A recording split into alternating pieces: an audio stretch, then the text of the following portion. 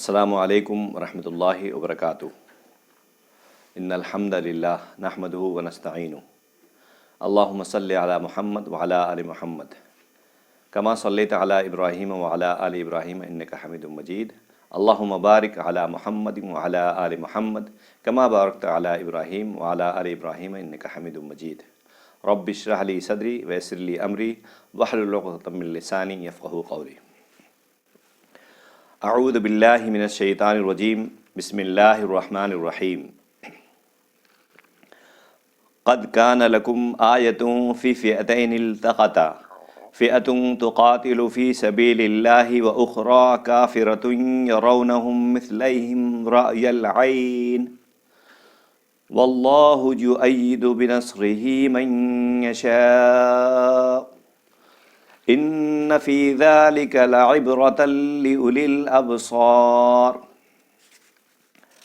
محترم حضرات، میں نے آپ لوگوں کے سامنے سورہ آل عمران سورہ نمبر 3 اور آیت نمبر 13 کی تلاوت کی، جس میں اللہ سبحانہ و تعالیٰ ارشاد فرماتے ہیں، قد کان لکم فی فئتین التقطا، تمہارے لیے ان دونوں گروہوں میں نشان عبرت موجود ہے جو بدر میں ایک دوسرے کے مقابلے پر اترے۔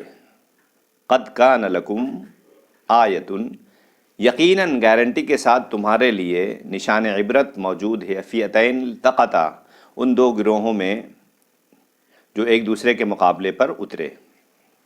تقاتل فی سبیل اللہ واخری کافرۃ یرونہم مثلیہم رأی العین، ان میں سے ایک گروہ تو اللہ کی راہ میں لڑ رہا تھا۔ تقاتل فی سبیل اللہ واخری کافرۃ یرونہم،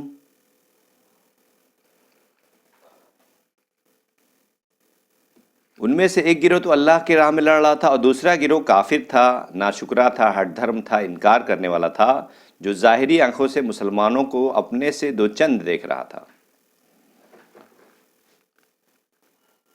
مثلیہم رأی العین،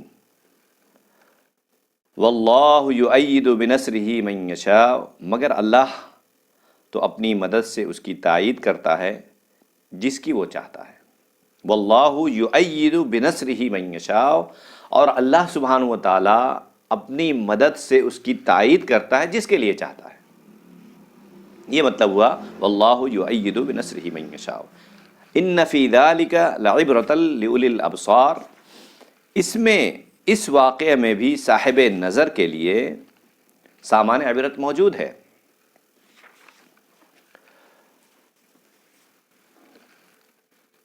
یہ جو آیت ہے آل عمران کی سورہ میں 13ویں آیت، اس آیت میں روئے سخن سب قسم کے کافر ہیں، ناشکرے ہیں، ہٹ دھرم ہیں، انکار کرنے والے ہیں، اور اس میں اللہ تعالیٰ نے بدر کے میدان کی جنگ کا نقشہ فرمایا ہے، نقشہ پیش فرمایا ہے۔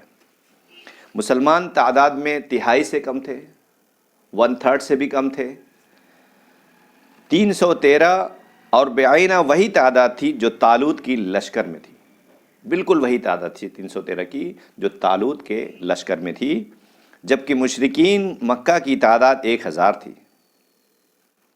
میدان جنگ میں اللہ تعالیٰ نے قلیل ہونے کے باوجود اپنے تابعداروں کو ہی فتح و نصرت عطا فرمائی۔ میدان بدر میں رسول اللہ صلی اللہ علیہ وسلم نے مسلمانوں کو کچھ اس انداز سے کھڑا کیا کہ وہ کافروں کو اپنی اصل تعداد سے دوگنے نظر آ رہے تھے۔ اللہ اکبر۔ اور یہ آپ صلی اللہ علیہ وسلم کی ایک جنگی تدبیر تھی۔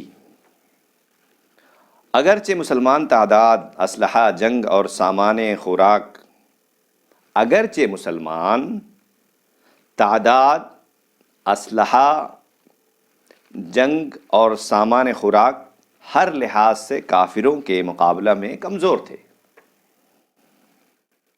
تاہم اللہ تعالیٰ نے اپنی تائید سے مسلمانوں کی مدد کر کے شاندار فتح عطا فرمائی اور مسلمانوں کو سب کفار کے مقابل ایک جیتی جاگتی قوت بنا دیا۔ غزوہ بدر دراصل کفر اور اسلام کا ابتدائی معرکہ تھا۔ غزوہ بدر دراصل کفر اور اسلام کا ابتدائی معرکہ تھا، جہاں ایک طرف کفار کو اپنی کثرت تعداد، اسلحہ جنگ کی فراوانی اور اپنی جنگی مہارت پر ناز تھا، تو دوسری طرف مسلمان صرف اللہ کی ذات پر بھروسہ کیے ہوئے تھے۔ ایک طرف شراب و کباب کا دور چل رہا تھا اور رقص و سرور کی محفلیں برپا تھیں، تو دوسری طرف مسلمان اللہ کے حضور دعاؤں اور نمازوں میں مصروف تھے۔ خود رسول اللہ صلی اللہ علیہ وسلم نے ایک الگ خیمہ لگایا ہوا تھا، جس میں رات بھر آپ گریہ وزاری کے ساتھ دعاؤں میں مصروف تھے۔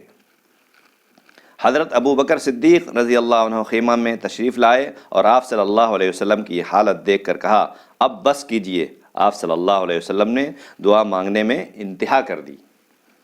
آپ صلی اللہ علیہ وسلم نے دعا کے بعد یہ فرمایا، اے اللہ، اگر تو نے اس مٹھی بھر جماعت کو، اے اللہ سبحانہ و تعالی، اگر